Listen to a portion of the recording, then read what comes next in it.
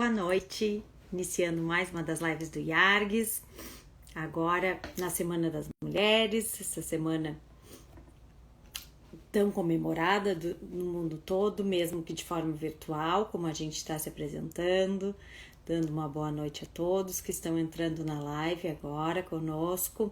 Hoje nós teríamos a doutora Cláudia Lima Marques, que vai falar sobre pesquisa, um substantivo feminino. A doutora Cláudia está me informando aqui que já está entrando. Boa noite, Terezinha, tudo bem? Tá me ouvindo bem? Me faz um ok se tá tudo certo. Eu tô testando um fone novo hoje, ó. Vamos ver. Boa noite, doutor Jorge, tudo bem? Boa noite a doutora Cláudia, que está entrando aqui conosco. Já vou convidá-la a participar.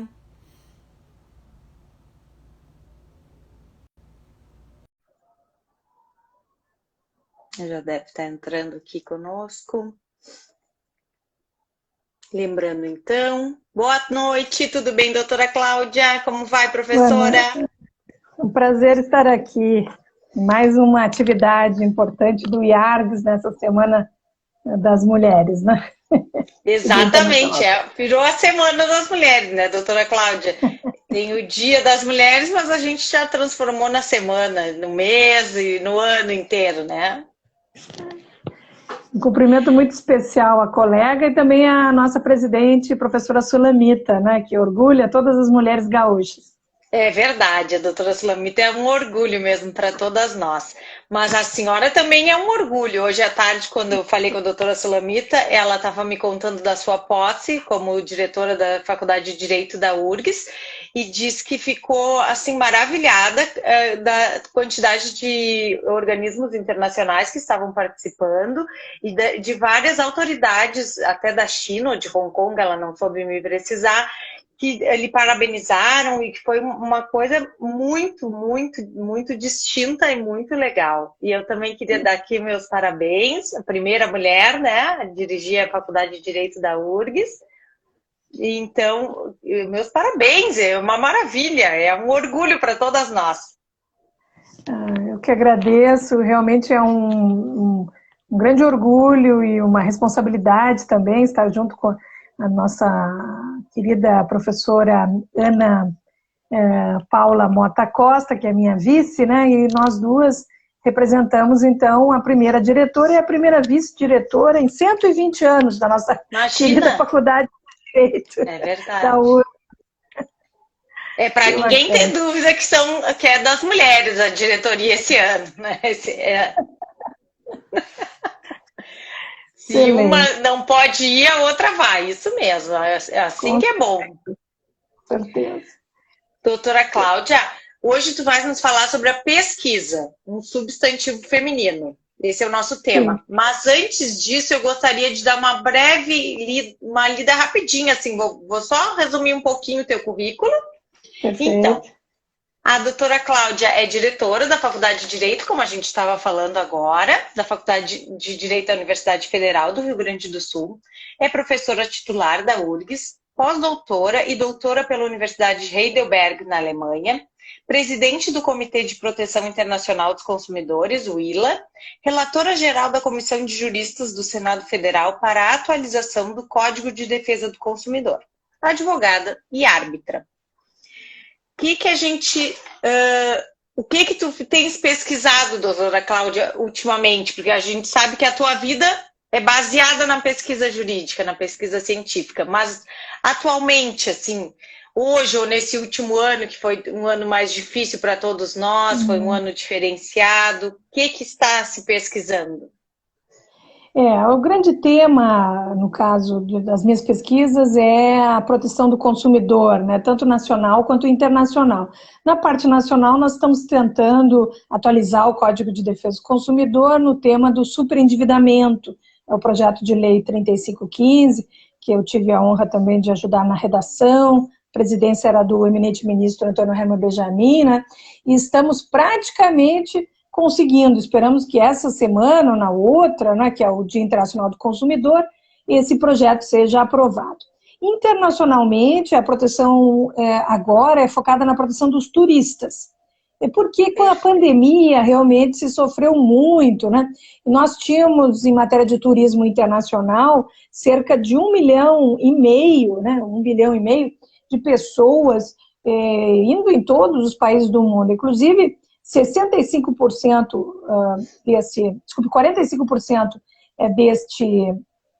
desse fluxo já era para países em desenvolvimento, né? China, Tailândia, né? Cuba, e emergentes, assim como o Brasil, né? E a tendência até 2050 é que vire, né? E fique 65%. Então, realmente está virando o nosso turismo internacional. Então, e nacionalmente também há outro ponto importante de atualização é a parte digital, o mundo digital, proteção de dados, todos esses temas. Mas esse título que eu dei, se eu posso explicar, é que a Universidade Federal do Rio Grande do Sul fez uma homenagem às pesquisadoras mulheres, e esse era o título, né? No caso era Ciência, Substantivo Feminino. E quando a professora Sulamita me pediu que falar sobre o empoderamento na academia, né, entre as mulheres que fazem pesquisa, que são professoras, né, de forma a inspirar nossas jovens juristas brasileiras, eu achei interessante fazer o mesmo jogo de palavras, né, pesquisa, substantivo feminino. Ficou muito interessante mesmo. Eu até tenho uma tese para defender aqui, para nós discutirmos, enfim, porque é mais um bate-papo, né? É que se observa, por exemplo, na Faculdade de Direito da Universidade Federal do Rio Grande do Sul, né, as professoras mulheres são 25% do corpo docente. Mas se olhamos na Pró-Reitoria de Pesquisa, os grupos de pesquisa, as mulheres chegam quase a 50%. Não é? Então, sim, então elas eu imagino, não são tão minoria na pesquisa. Na pesquisa. Então, eu imagino que a curiosidade e que a atividade de pesquisa, em grupo principalmente, né, essa que é a minha tese, ela é muito positiva, tanto, claro, para os homens, obviamente, os nossos colegas homens, mas também, especialmente para as mulheres, porque permite as mulheres são um pouco mais coletivas, assim, na divisão do conhecimento, não é? E com isso elas inspiram também o alunado. O nosso alunado já é até, em maioria, mulheres, né? Sim. E muitas participando dos grupos de pesquisa. O meu grupo, que é sobre Mercosul, globalização e proteção do consumidor, ele é bem misturado, assim, mas tem alguns grupos de pesquisa que são muito femininos, né? No caso, a maioria, ou a totalidade mesmo, são mulheres que fazem pesquisa. Então, eu achei isso como hipótese de trabalho bem interessante, né? Então, eu queria, num primeiro momento, discutir o que é a pesquisa em direito e depois se realmente as características femininas acabam ajudando, né? Que nesses grupos haja pelo menos um engajamento muito forte das pesquisadoras mulheres da URGS. Perfeito. Essa é a ideia. Doutora, será que as mulheres são mais estudiosas que os homens? Eu acho que são. É difícil dizer, não é? Eu acho que as mulheres têm algumas características que facilitam, né? Eu tenho 2 filhos homens, por exemplo, e eu vejo que a maneira deles estudarem, né, e também a importância que eles dão ao estudo é um pouco diferente, né? Então, eu respondo dizendo sim, as mulheres são estudiosas, mas também talvez porque elas precisem estudar mais, não é, para poder se destacar. E a universidade observa que isso o Bourdieu já dizia, não é, que ela reproduz a sociedade. As escolas e as universidades reproduzem a sociedade. Então, se a pessoa tem dificuldade vamos fazer o quê? Uma certa apresentação de si própria, né? Através da pesquisa ou através de um estudo, de notas, vamos dizer, muito altas, né? A pessoa acaba, vamos dizer, conseguindo esse destaque, né? E também eu acho que as mulheres, pelo menos na faculdade de Direito, hoje não tanto, mas no tempo que eu estudava, né, elas eram um pouco mais tímidas. enquanto os homens não eram tão tímidos assim em sala de aula, em brincadeiras, em discussões, né? Eram um pouco mais, vamos dizer, ousados, né? Isso, E as mulheres destemidos, eu estava com essa palavra, destemidos. exatamente. E as mulheres são um pouco mais cuidadosas, assim. E a pesquisa, e aí eu começaria, né? A pesquisa, na verdade, é uma atividade de curiosidade e de demonstração, não é?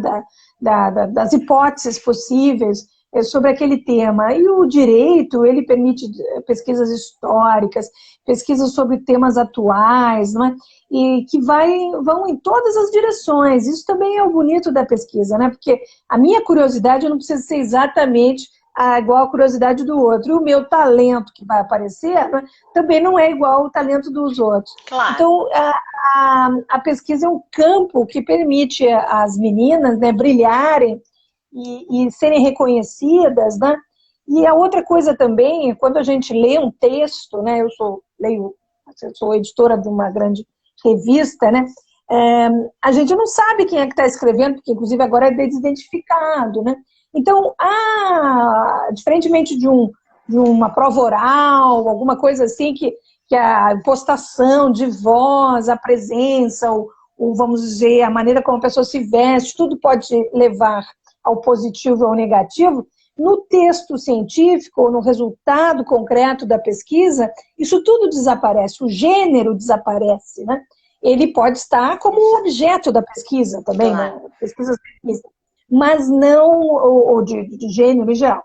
Mas normalmente é um local que eu diria assim, neutro, e o talento da pesquisadora, né, ou do pesquisador, seja homem ou mulher, não importa, né, vai aparecer na sua total intensidade, né? Então, eu realmente acredito que vamos dizer, as oportunidades, né, para a pesquisa, para mulheres, são excelentes.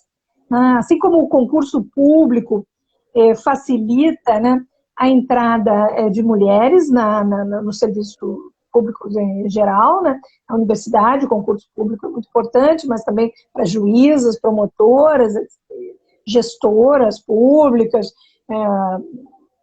enfim, procuradoras, enfim, todos os nossos concursos. É uma infinidade, os concursos públicos são uma infinidade. E facilitam, vamos dizer, uma presença feminina maior. Na universidade, eu acredito que é a pesquisa que destaca, ou que pode destacar as mulheres, né? Então, primeira ideia, que a curiosidade e o talento aparecem muito na pesquisa. E o segundo ponto que queria trazer à nossa discussão é a pesquisa em grupo. Eu não consegui os dados atuais, mas nós temos cerca de, acho que 64 grupos, né? Às vezes o professor tem 2 grupos, né? E, vamos dizer, a metade são liderados por mulheres, né? Muitos grupos, esses nossos grupos são grupos CNPq, então tem um registro nacional, tem bolsas, eles têm renome nacional e internacional. Então, chama muito a atenção que essa parte da atividade, né, a nossa atividade é ensino, que aí todo mundo faz, é óbvio, né, pesquisa e extensão, a pesquisa seja muito, vamos dizer, muito disputada entre as mulheres. E são grupos de pesquisa, isso que eu queria chamar a atenção. Então, tem um professor líder, por exemplo, eu, né, mas tem uma série de professores, mulheres ou homens, que trabalham junto na mesma pesquisa. Essa pesquisa do mundo digital, por exemplo, estou fazendo com o professor Bruno Miragem, a pesquisa sobre proteção aos turistas, estou fazendo com uma doutoranda e uma professora da Federal de Uberlândia, né? A pesquisa sobre superendividamento também, nós temos o Observatório do Crédito. Deixa eu fazer uma pergunta, é a doutora Tatiana, da Federal de Uberlândia? Eu chamei ela agora para participar da live, ela tinha me pedido.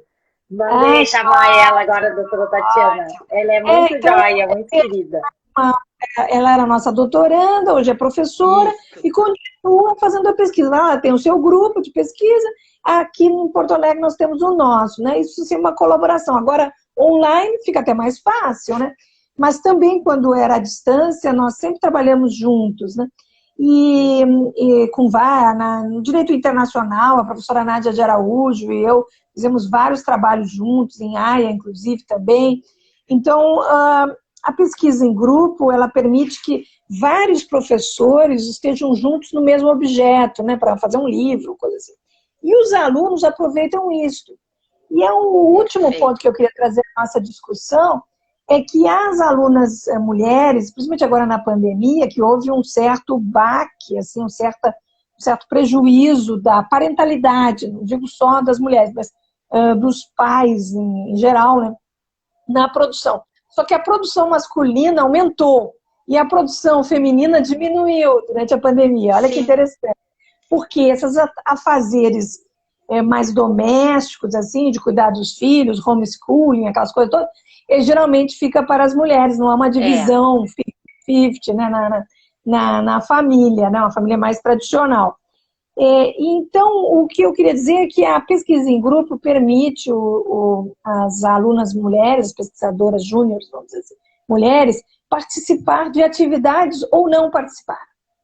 Porque elas podem, o grupo todo faz a pesquisa e as pessoas se voluntariam, né? Então, ou elas participam ou elas não participam. Mas na próxima elas poderão participar, depende do momento da sua dedicação. E acho que o grupo, vamos dizer, se fortalece, às vezes elas podem pedir até para um rapaz que não tem família, que não é pai, né? Você vai agora de noite, eu tenho que ficar com meus filhos, sabe? Isso ajuda, por quê? Porque ela está acompanhando a pesquisa, mas não está acompanhando aquela tarefa especificamente, né? Então, eu realmente acho que a pesquisa em grupo acaba por beneficiar as mulheres, tanto aquelas que já têm filhos, família, né? Quanto as mais jovens, porque podem ter também, vamos dizer, que focar em alguma coisa, né? Eu realmente não tenho como comprovar isso, né? E ainda empiricamente, né? Mas eu acredito que essa sinergia entre os líderes das pesquisas, que são os professores, né, que obviamente vão levá-las adiante, né, e os pesquisadores mais júniores, acaba sendo positiva para quem tem muitos afazeres ou tem mesmo família. Agrega, né? O grupo sempre agrega. Eu acho que alguém traz uma ideia, o outro já pesquisa sobre aquele tema, eu já tinha pensado naquilo ali. Eu acho muito interessante isso aí do grupo, sempre ajuda, é verdade. E para as mulheres, sim, é uma rede de apoio, né? Que a gente sempre precisa de uma rede de apoio, tanto para tocar as tarefas do dia a dia, quanto na profissão, quanto para buscar um aprofundamento nos estudos. Senão fica bem difícil, né, doutora, para o dia a dia assim, das mulheres. Eu estou falando isso por experiência pessoal, não é baseado em nenhum dado científico. Exatamente. É interessante que a ideia da iniciação científica, né, que é se iniciar científico nos grupos de pesquisa e dos grupos de pesquisa, veio da Universidade Federal do Rio Grande do Sul, na época do professor Twixon Dick, quando ele era reitor, e a sua esposa, que era professora também, e foi ela que imaginou essa ideia das pesquisas em grupo. Na minha experiência internacional, eu trabalhei no Instituto Max Planck, na Alemanha, e também no Instituto Suíço de Direito Comparado, e na Universidade de Saarbrücken, né? Eu observei, mas principalmente nos institutos, eu observei que os professores, vamos dizer, mais renomados, né? Eles acabam trazendo para perto ajudantes e professores mais jovens, porque eles conseguem se comunicar melhor e mais, vamos dizer, constantemente com os alunos, né? E isso cria justamente essa rede de apoio, né? Por quê? Porque ele não precisa, vamos dizer, falar com o seu mestre totalmente para resolver um pequeno problema. Ele pode falar com um dos assistentes, ou mesmo um colega também, ainda estudante, ou ainda mestrando, ou já doutorando, né? E fica tipo uma pirâmidezinha em que esse grupo todo, vamos dizer, se apoia os professores e as grandes pesquisas que estão sendo feitas, né? Recebe apoio internacional também, mas, vamos dizer, organiza melhor a divisão de tempo das pessoas ou essas redes de apoio, como muito bem disse. Perfeito, sempre ajuda. Eu acho que isso aí a gente tem que aprender a trabalhar em grupo. É também dos temas assim para esse nova forma de viver. Trabalhar em grupo, nem que seja em um grupo familiar, tem que todo mundo se ajudar, todo mundo procurar, né? Não é puxar o tapete de ninguém, é ao contrário, é agregar, sempre procurar agregar.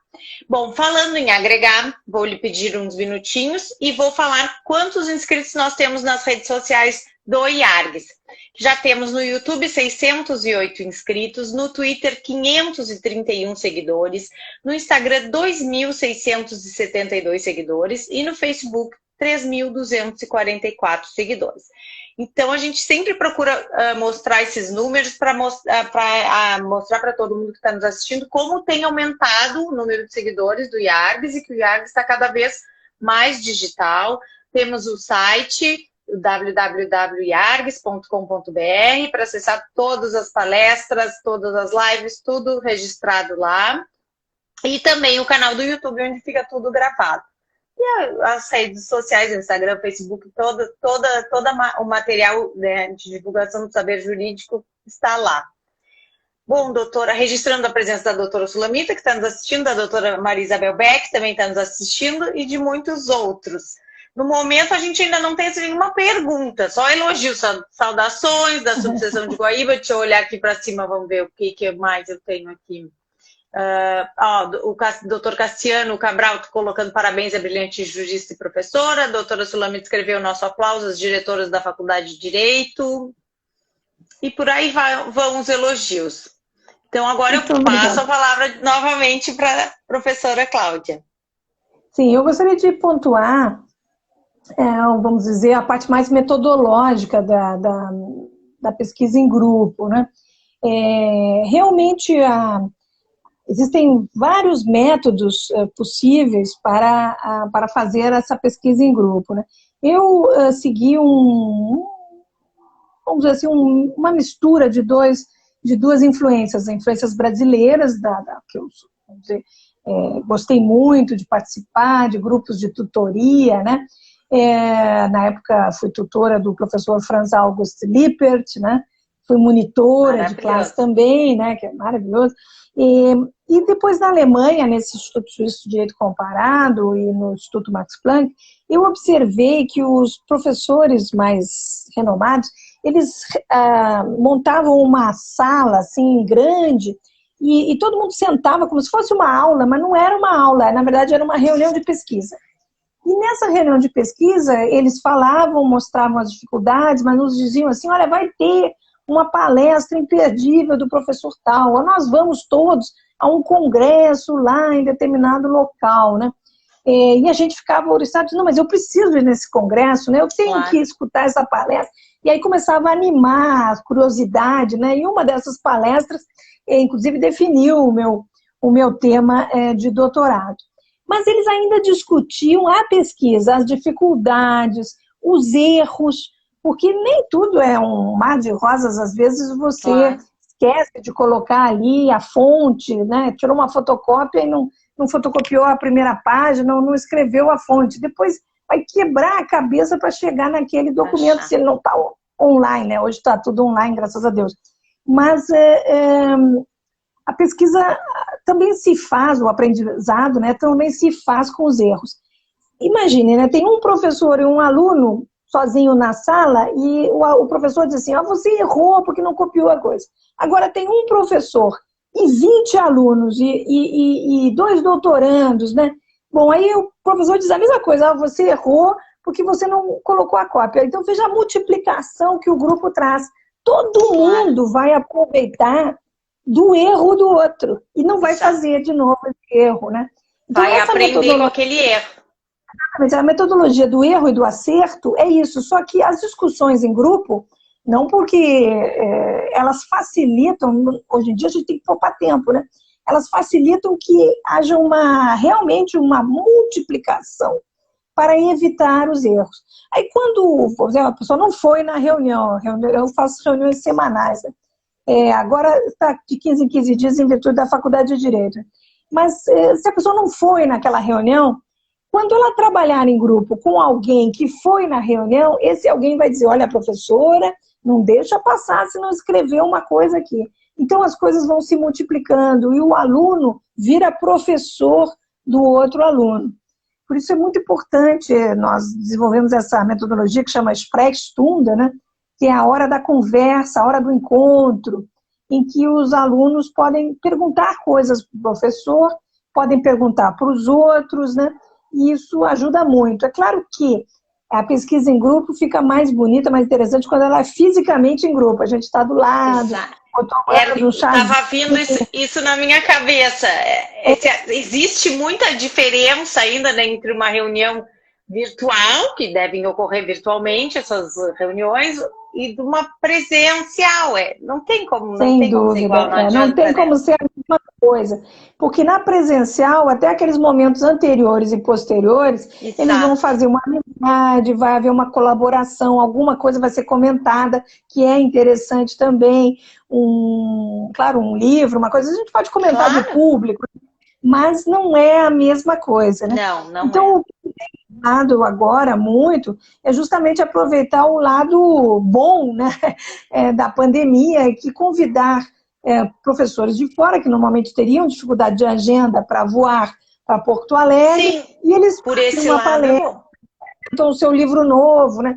Semana passada, não essa semana mesmo, que foi a Semana da Mulher, nós tivemos um evento na Faculdade de Direito, na primeira semana sobre Dia Internacional da Mulher lá na Faculdade de Direito, também em 120 anos, nós tivemos uma palestra sobre o direito internacional e as mulheres. E aí convidamos a professora Lídia Spitz, da Universidade Federal do Rio de Janeiro, e a professora Nádia de Araújo, da PUC Rio de Janeiro, para que apresentassem um tema conjunto, e a professora Lídia Spitz, que é mais jovem, apresentou o seu livro. Foi muito bonito.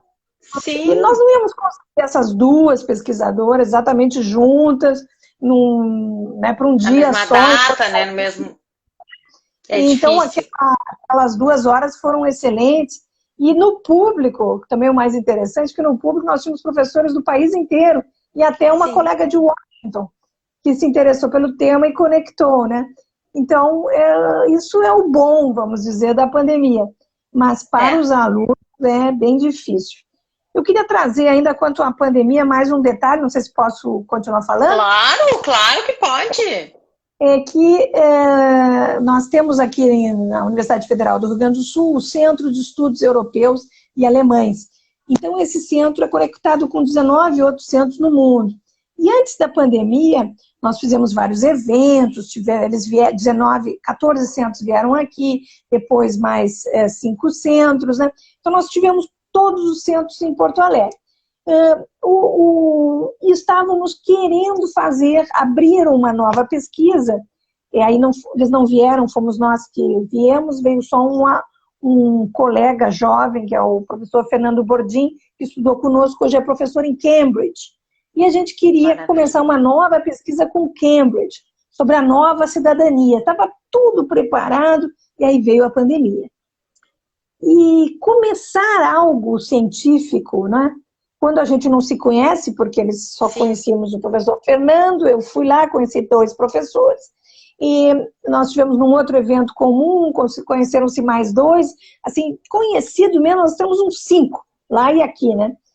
E nós tivemos que passar isso para esse ano, 2021, possivelmente vamos passar para 2022, porque lá tem aquela cepa, né, da União Reino Unido, né, que é bem difícil, né, bem mais mortal até, inclusive. É bem mais mortal, eles estão muito cautelosos, né?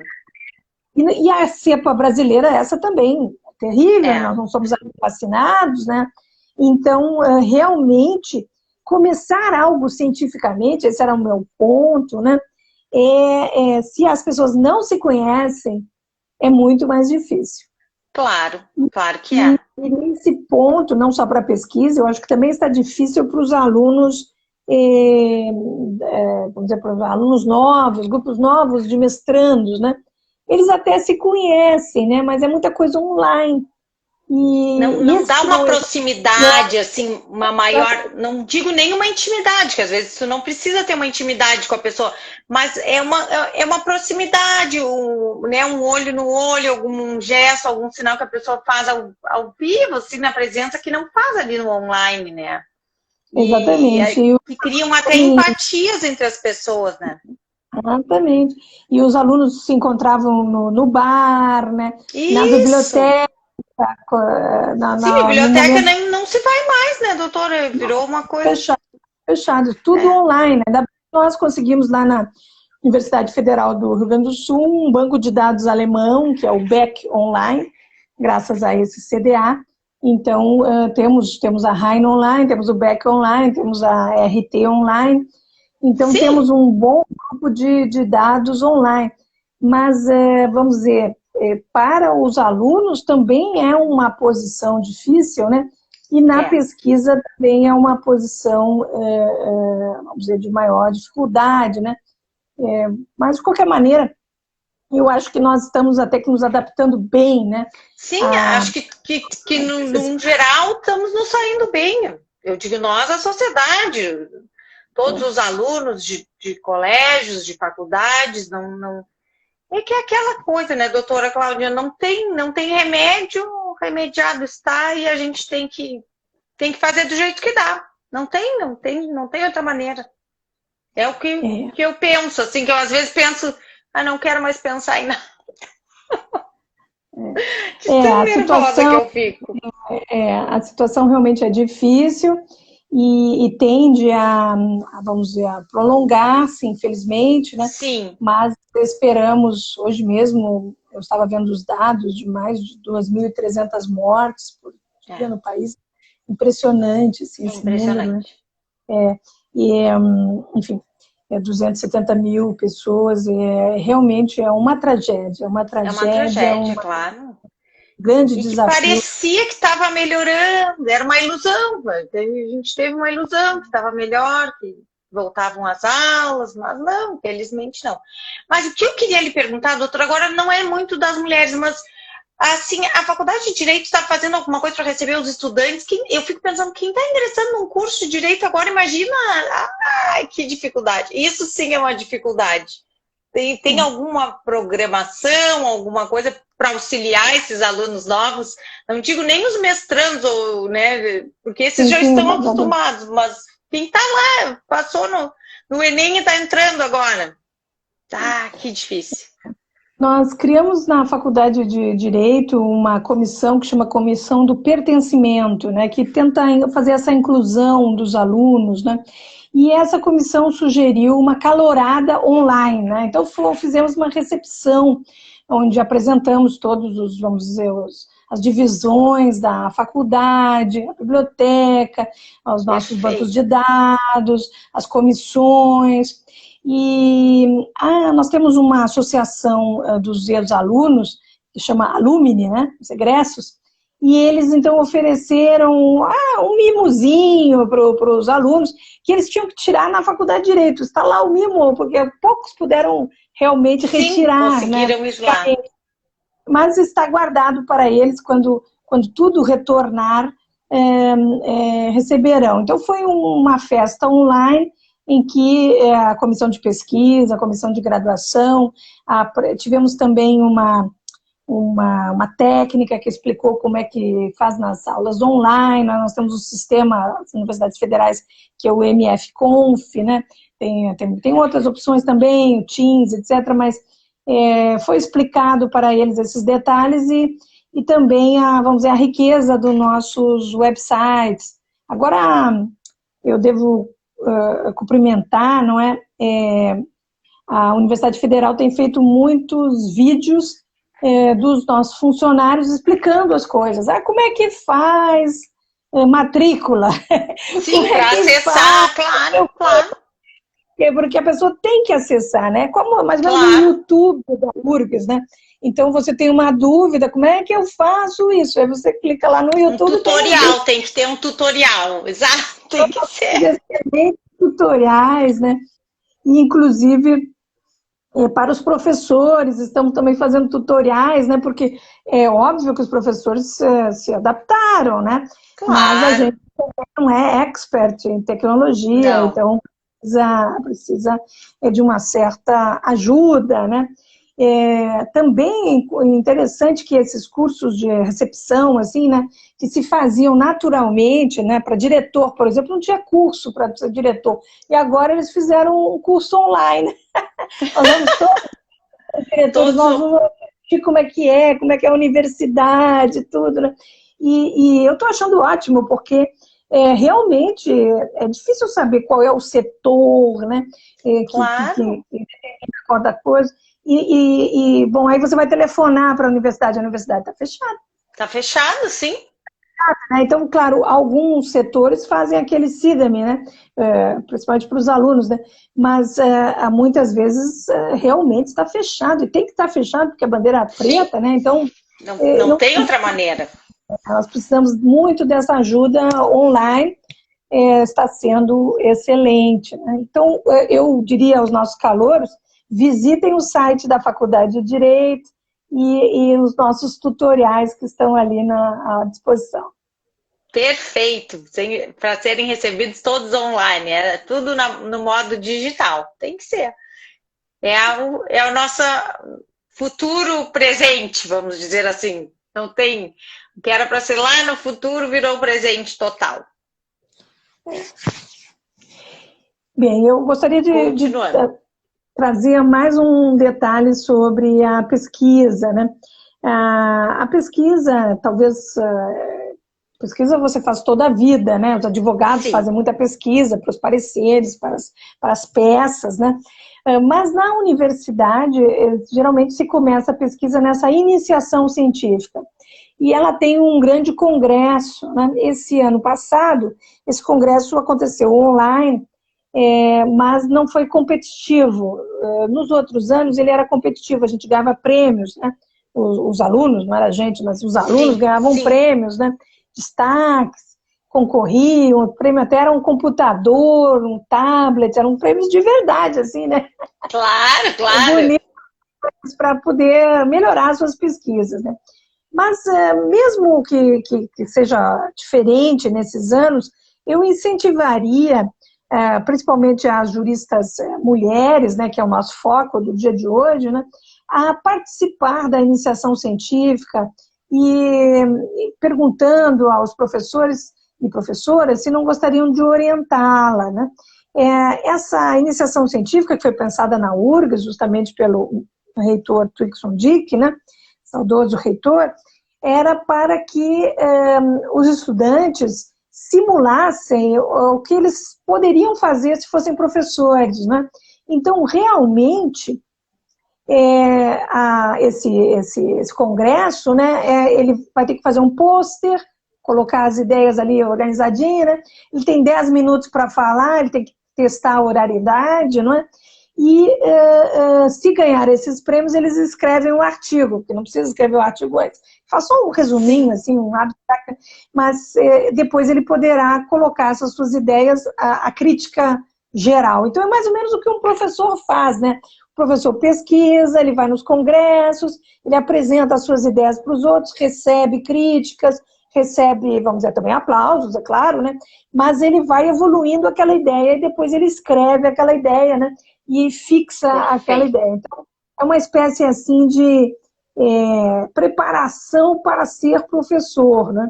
Eu hoje acho que a dedicação ao magistério exige pesquisa. Já se foi o tempo, né? Que o professor era, por exemplo, um grande prático, né? Um magistrado, membro do Ministério Público, advogado, de escola, né? E só por isso ele já seria um bom professor. Um bom Hoje, professor, realmente, essas avaliações que existem da pesquisa, né, e dos programas de pós-graduação exigem muito dos professores que têm que fazer extensão, que são esses congressos. A extensão quer dizer abrir a porta da universidade para a sociedade, e pesquisa mesmo, que é uma contribuição à evolução da sociedade, no nosso caso, das leis, né, da atualização do Código de Defesa do Consumidor, né?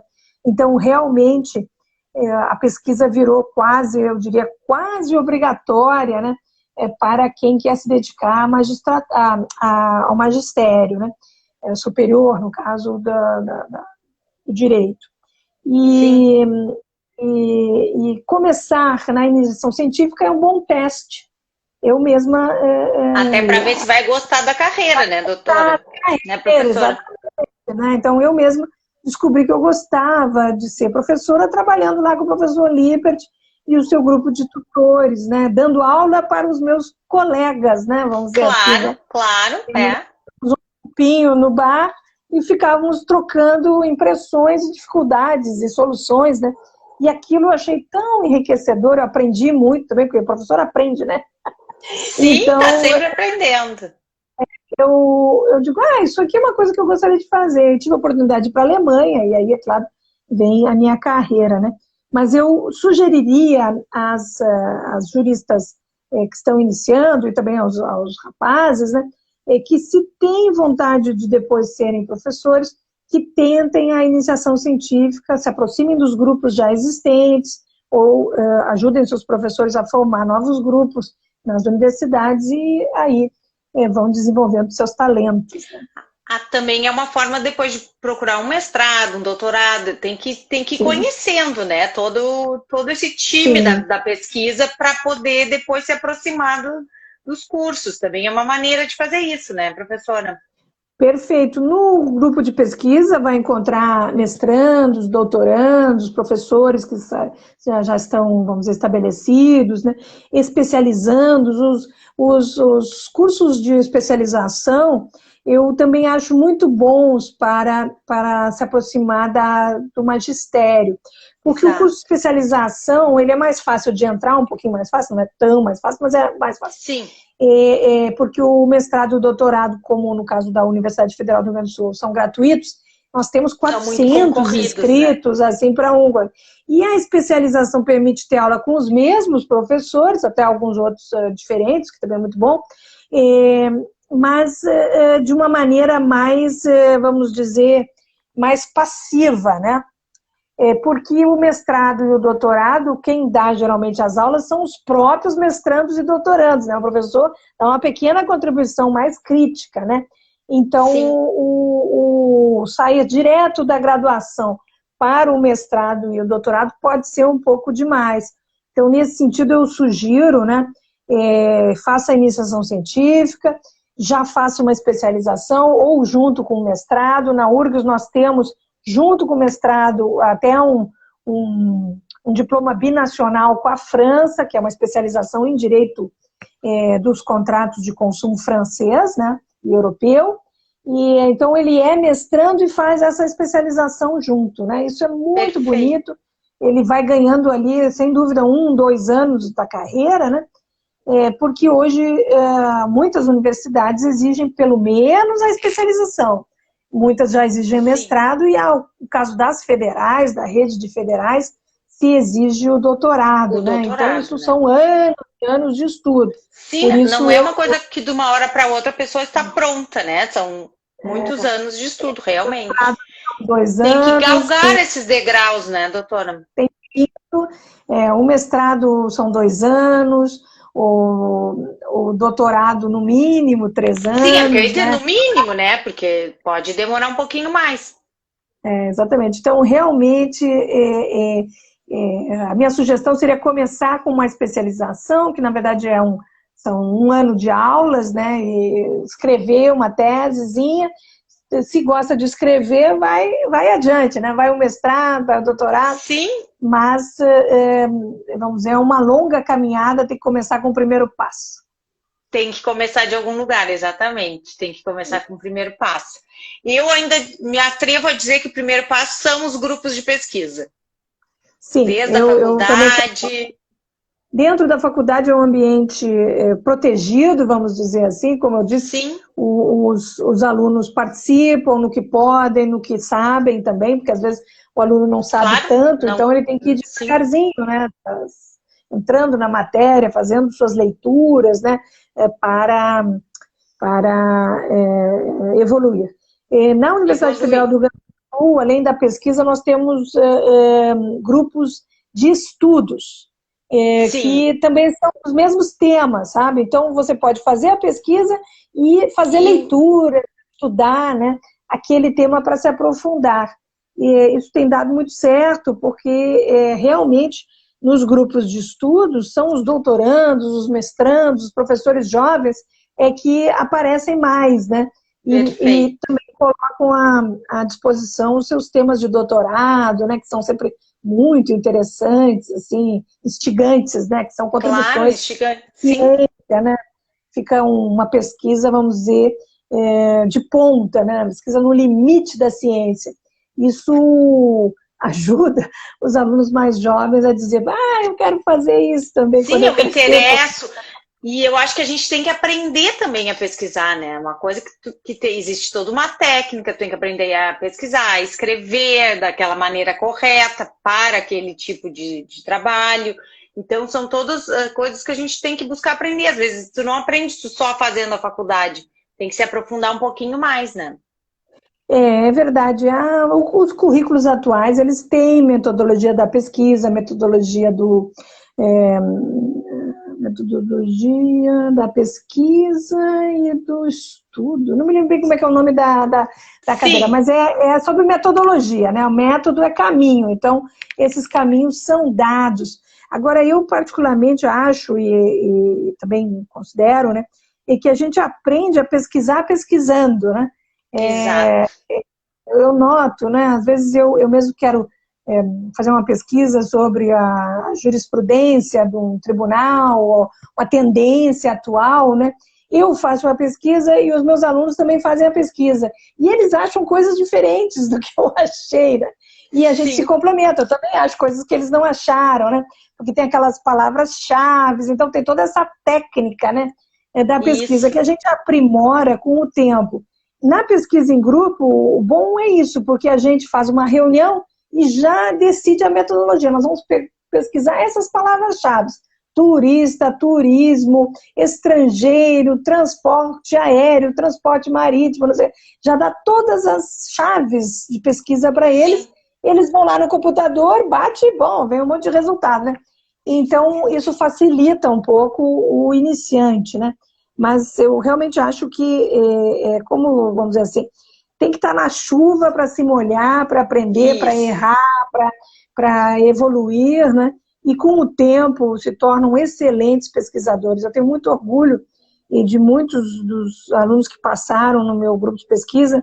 Hoje tem um colega, Lucas Lichinsky, né, que fez a graduação na nossa universidade, é professor em Sydney, na Austrália. O mencionado Fernando Bordinha, professor em Cambridge, lecturer.